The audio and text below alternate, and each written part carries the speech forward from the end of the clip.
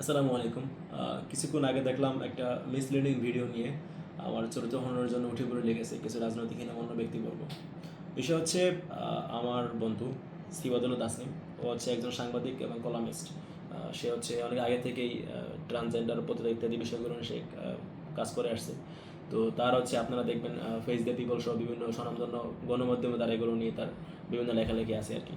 তো ও হচ্ছে গতকাল তথ্য সংগ্রহের উদ্দেশ্যে পরিবারের সেই ফুটওভার ব্রিজের ওখানে যায় এবং বন্ধু হিসেবে সে আমাকেও তার সাথে যেতে অনুরোধ করে। তো আমি তার সাথে যাই, যেতে রাজি হই, এবং যেহেতু আমি ওখানে যাবো একটা সেন্সিটিভ বিষয়, এই জন্য আমি শুরুতেই শাহবাগ থানায় হচ্ছে আমি অবহিত করে যাই বিষয়টা। এই জন্য এসআইকে বলে যাই যে আমরা ওখানে যাচ্ছি, আপনাদের একটা পুলিশ ফোর্স ওখানে পাঠান। তো আমি তাদেরকে অবহিত করে সেখানে যাই। তো যাওয়ার পরে আমার যে সাংবাদিক বন্ধু হচ্ছে ওদের কাছে জিজ্ঞাসাবাদ শুরু করতেই, জানতে চাইতেই তারা হচ্ছে আক্রমণাত্মকে তেড়ে আসে, গালি দেওয়া শুরু করে এবং হচ্ছে মানে নানাভাবে তারা সিন ক্রিয়েট করার চেষ্টা করে। তো ওই সিন ক্রিয়েটের একটা অংশ হিসেবে তারা হচ্ছে এই যে ফোন বের করে আমাদেরকে নানা বাজে কথাবার্তা বলে ভিডিও করা শুরু করে। তো আপনারা আসলে জানেনই যে এই হিজড়া সম্প্রদায়ের আসলে কত বাজে সিন ক্রিয়েট করতে পারে। আপনারা দেখে থাকেন বিভিন্ন বিয়ে বাড়িতে বা যে কোনো অকেশনে তারা গিয়ে হচ্ছে জামা কাপড় খুলে টুলে একটা বাজে সিন ক্রিয়েট করে ফেলে আর কি। তো বিষয়টা সেরকমই একটা বিষয়। তো এর মধ্যে পুলিশ চলে আসে এবং তারা হচ্ছে বিষয়টা তাদের মতো করে সমাধান করে। তো এখানে পুরো বিষয়টা দেখেন, আমি কিন্তু মানে ওখানে যাচ্ছি, আমি যাওয়ার সময় আমি শাহবাগ থানায় অবহিত করে গিয়েছি এবং হচ্ছে পুলিশ ফোর্স নিয়ে বলো যখন গিয়েছি এবং সেখানে পুলিশও উপস্থিত ছিল।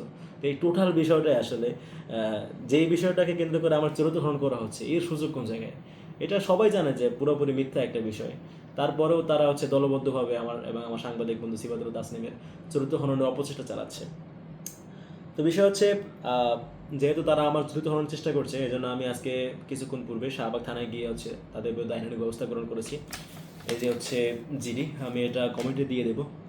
এটা কিন্তু দেখেন এই যে শাহবাগ থানাতে কিন্তু আমি জিডিটা করেছি এবং তারা বিষয়টা অ্যাকসেপ্টও করেছে, কারণ তারা সবাই জানে যে আমি গতকাল তাদেরকে জানিয়ে গিয়েছি এবং তাদের সাথে আমার যে কথাবার্তা হয়েছে সেই কথাবার্তার স্ক্রিনশটও আমার কাছে রয়েছে। যাই হোক, সেটা আমি প্রকাশ করছি না।